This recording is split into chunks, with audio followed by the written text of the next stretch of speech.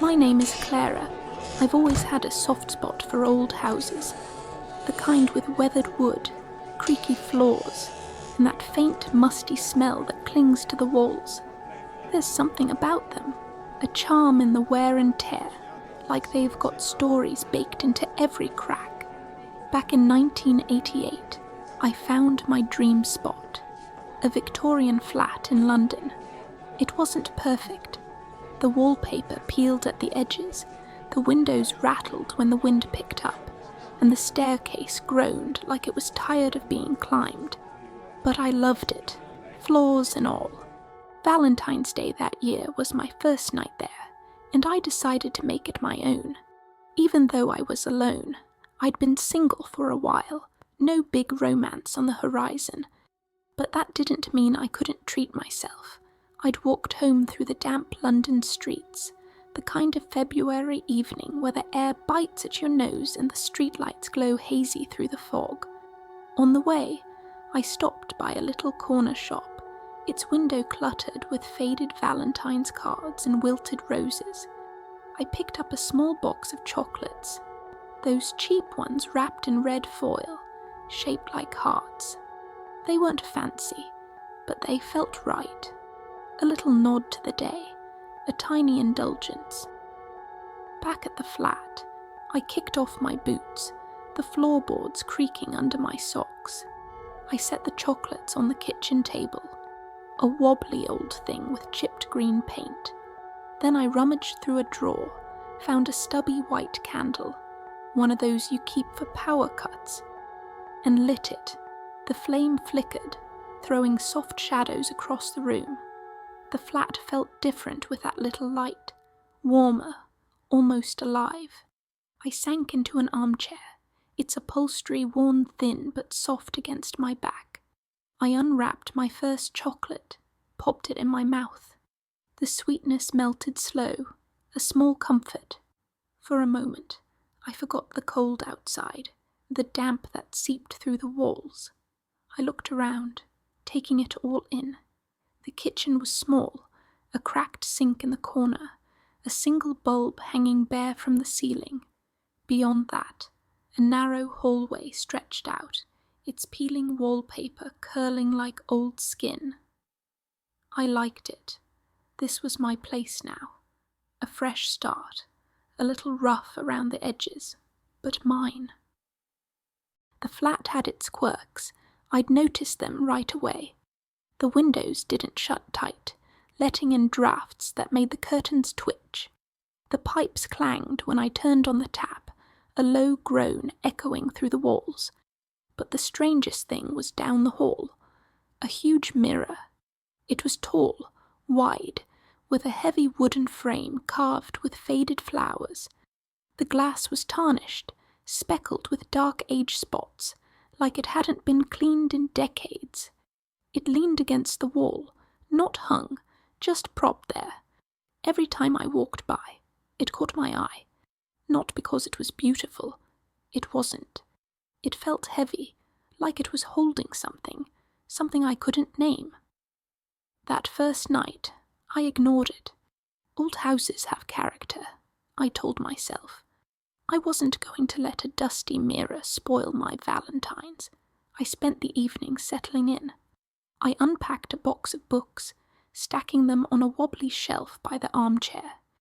Their spines were faded, some cracked, but I liked the way they looked.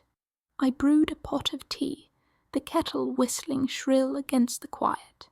Sipped it slow, nibbling chocolates between pages of an old novel.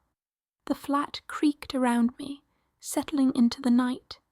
The wind picked up outside, rattling the windows, sending a chill down the hall. I pulled a blanket over my knees, let the candle burn low. It was peaceful, mostly. I felt good. New place, new start. Hours slipped by, the clock on the wall ticking past 11, then midnight.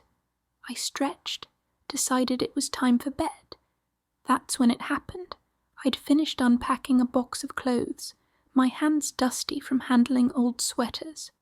I grabbed my toothbrush, headed for the bathroom. It was at the end of the hall, past that big mirror. I shuffled along, slippers scuffing the worn floorboards. The candle in the kitchen was still burning, throwing a faint glow down the corridor. I passed the mirror, glanced up, just a quick look, and froze. There was something there, in the reflection, right behind me, a shadow, tall, blurry, no face. It wasn't my shadow, I could tell. Mine was short, hunched from the way I stood. This was different, straight, dark, still. My heart slammed against my ribs. I dropped the toothbrush. It clattered loud, echoing in the quiet. I whipped around. Nothing. The hall was empty, just the peeling wallpaper, the faint candlelight trembling from the kitchen. I stood there, breathing hard. My eyes darted back to the mirror. It was gone. Just me staring back, wide-eyed, pale. Trick of the light, I muttered. My voice shook, didn't sound convincing. I bent down, picked up the toothbrush. My hands wouldn't stop trembling. I kept my head down, avoided looking again, hurried to the bathroom, brushed my teeth fast. The water was cold, the sink creaked. I splashed my face, tried to shake it off. But I couldn't. That shadow. It was too real. Too close. I crawled into bed, left the bedroom light on. Didn't care if it was childish. I pulled the covers tight. Listened to the flat groan around me. Every creak made me twitch. Every shadow on the wall felt like it might move. Sleep didn't come easy. I kept seeing it. That tall, dark shape. Standing there, watching. Morning finally broke, grey and cold through the curtains. I dragged myself out of bed, shuffled to the kitchen. The candle had burned out, leaving a puddle of wax on the table. I passed the mirror again. Nothing there. Just my tired face, bags under my eyes. But I felt it, eyes on my back, like someone was standing just out of sight. Days turned to weeks, then months. I got used to the flat, sort of, but that mirror, I started avoiding it. Took the long way around, through the living room, kept the lights on more than I needed, told myself it was just the new place. Old houses settle, make noises. That's what I said, over and over. But deep down, I knew it wasn't. I felt watched. Not all the time, but enough, especially at night, when the flat got quiet. The next Valentine's came, a year later. I'd been there long enough to call it home, or so I thought. I decided to shake the unease, invite a friend over. Her name was Jenny. We worked together at a little bookshop down the street. She was loud, brash, the kind of person who filled a room. I figured she'd chase the weirdness away. She showed up around 7. Arms full, a bottle of cheap red wine in one hand, a bag of crisps in the other. Valentine's girls' night, she said, grinning as she kicked off her shoes. I laughed, set out the chocolates again. Same red foil ones, a little tradition now. We settled in the living room, the candle lit. I'd found another stub, stuck it in a saucer. The flat felt lighter with her there, the creaks less sharp. We poured the wine, split the chocolates. She told me about her awful date last week, some guy who wouldn't stop talking about his car. I laughed till my sides hurt. It was good, normal. For a while, I forgot about the mirror. We were halfway through the wine, giggling over nothing. When she stopped, her eyes flicked to the hall. Her face changed, paled. "Who's that?" she whispered, pointing. I turned, slow. Dread hit me like a wave. There it was. In the mirror, a figure, tall, hazy, standing behind us. No face, just a dark shape. My mouth went dry. "You see it too?" I croaked. She nodded, her eyes wide. What the hell is that? she said, voice shaking. We spun around together. Nothing. The hall was empty, candlelight steady. I looked back. Gone again. Jenny grabbed her coat, stumbling over her words. I'm out of here. This place is creepy, she said. She didn't wait for me to answer. The door slammed, loud enough to rattle the windows. I stood there, alone again, staring at the mirror. My reflection looked back. Just me, but I didn't feel alone. My hands shook as I blew out the candle, the room going dark. I didn't sleep that night, kept all the lights on, sat in the armchair, blanket tight, listening, waiting. A month later, I moved out. Couldn't take it anymore. The flat was too quiet, too heavy. Before I left, I asked the landlord about the mirror. He was an older man, gruff, with a face like cracked leather. He handed me my deposit check, barely looking up. That thing? I said, nodding toward the hall. Been here since the place was built? He grunted.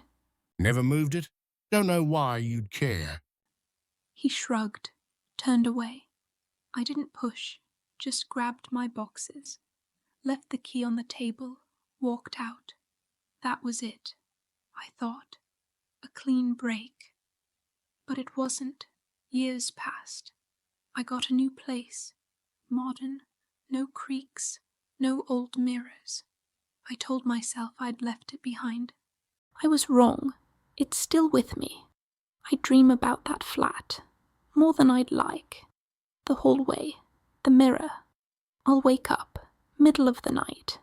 Taste of chocolate in my mouth, heart racing like I've been running. Last Valentine's, it got worse. I'd gone to bed early, tired from a long day. No chocolates this time. I'd stopped buying them. I woke up, groggy. Something felt off. I rolled over and saw it. In the corner, my bedroom mirror. A small one, second-hand. There was a flicker, a shape. Tall, blurry. Gone when I blinked, but I saw it. I yanked the covers up, heart pounding. Didn't sleep again till dawn. I don't know what it was. That thing. Don't know what it wanted. But it's followed me, hasn't it? That flat's long gone. Probably torn down or rented to someone else. But I still feel it. Those eyes. That shadow. Every Valentine's. I brace myself, skip the chocolates, keep the lights on. I wonder if it's still out there, waiting, in some mirror I haven't found yet.